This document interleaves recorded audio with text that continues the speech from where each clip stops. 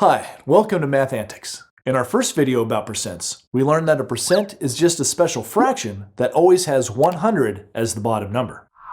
So that's simple enough, but it brings up a very important question.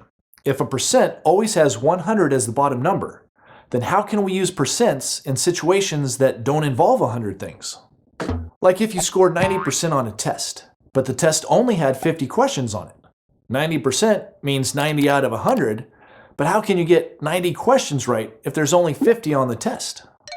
Or what if your friend says that he'll give you 50% of his candy bar? 50% means 50 out of 100, but how can he give you 50% if he doesn't have 100 candy bars? He's only got one. Or how about when you're talking about things bigger than 100? Like if you hear on the news that 65% of Americans like watching football. 65% is 65 out of 100, but I'm pretty sure there's more than 100 Americans. The fact is that percents are used all the time to describe situations where the total involved is either more or less than 100. So how does that all work? Well, the key to understanding how percents can be used in all these situations is to realize that percents are equivalent fractions. You might already know that equivalent fractions are fractions that represent the same amount or value, but they do it with different top and bottom numbers. A simple example of equivalent fractions is 1 over 2 and 2 over 4. These fractions both represent the same value, 1/2, but they use different numbers to do it. And that's how percents can be used even if the total isn't 100. A percent is an equivalent fraction that tells you how much you'd have if the total was 100. In the case of 1/2, another equivalent fraction would be 50 over 100 because 50 is half of 100. But as you learned in the last video, 50 over 100 is a percent. That's why 50% of a candy bar is the same as half of a candy bar. To see this even more clearly, let's think about the test I mentioned where you got a score of 90%. 90% is the same as the fraction 90 over 100. But since the test really only had 50 questions, the actual score must be an equivalent fraction with 50 as the bottom number. And even though we don't know what the top number would be, we can figure it out because we know that our actual score is equivalent to 90 over 100. To show you how, let's review one of the easiest ways to get a fraction that is equivalent to another fraction. If you multiply the top and bottom numbers of a fraction by the same number, the result will be equivalent to the original fraction. For example, if you have the fraction 2 over 3, you could make an equivalent fraction by multiplying the top by 4 and the bottom by 4.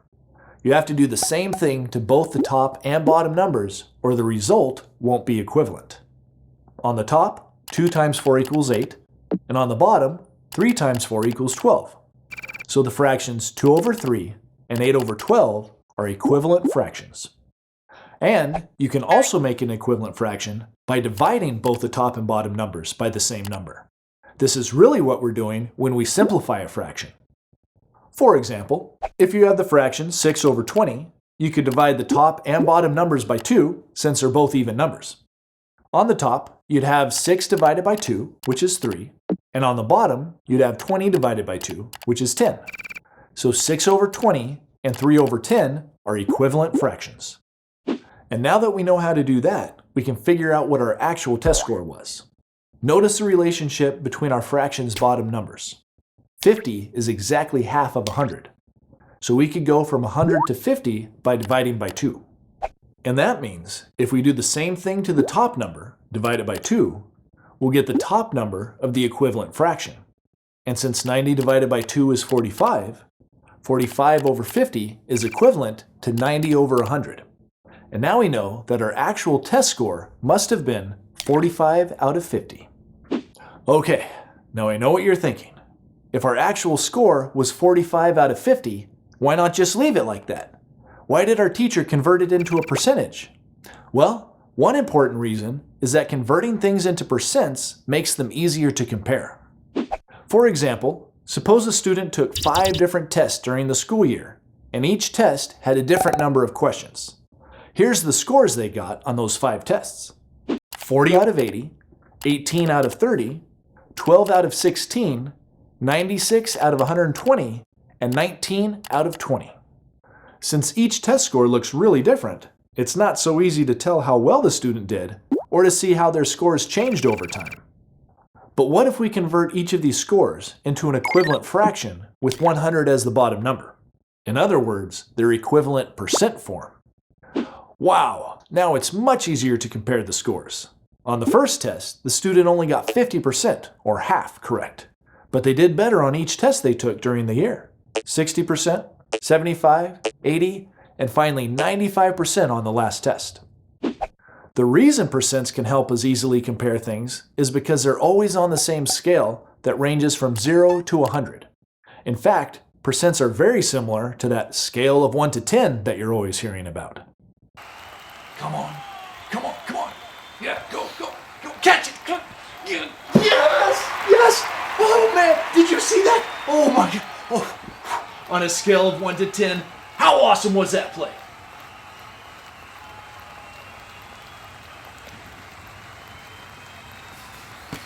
So just like a scale of 1 to 10, percents give us a way to quantify things on a common scale, using numbers that are easier for us to relate to. And that's especially helpful when we're dealing with complicated numbers, like numbers that are either really small or really big. Remember our example about Americans in football? We used 65% to describe how many like watching it. Well, the actual numbers might look something like this. 205,636,600 over 316,364,000. That's a lot of people, and that fraction's not very easy to imagine. But the equivalent fraction, 65 over 100, is much easier to imagine. And it tells you that for every 100 Americans, 65 of them like watching football. Okay, now that you know that percents are really just a special kind of equivalent fraction that always has 100 as the bottom number, let's see a few examples that are so common you should probably memorize them. We already saw that 1/2 is the same as 50% because 1/2 and 50 over 100 are equivalent fractions. 1/4 is the same as 25% because 1 over 4 and 25 over 100 are equivalent fractions. And 3/4 is the same as 75% because 3 over 4 and 75 over 100 are equivalent fractions. The fractions 1/3 and 2/3 are also really common, but their equivalent percents are a little different. And that's because those fractions have repeating decimal values, 0.33333 and so on, and 0.66666 and so on, which means that the percents are also repeating. 1/3 is 33.33333%, and 2/3 is 66.66666%. But you can usually just round them off to 33% and 67%. All right, that's all for this video. But knowing that percents are equivalent fractions will really help you understand all kinds of math problems that involve percentages. As always, be sure to practice what you've learned by doing the exercises for this section. Thanks for watching Math Antics, and I'll see you next time. Learn more at mathantics.com.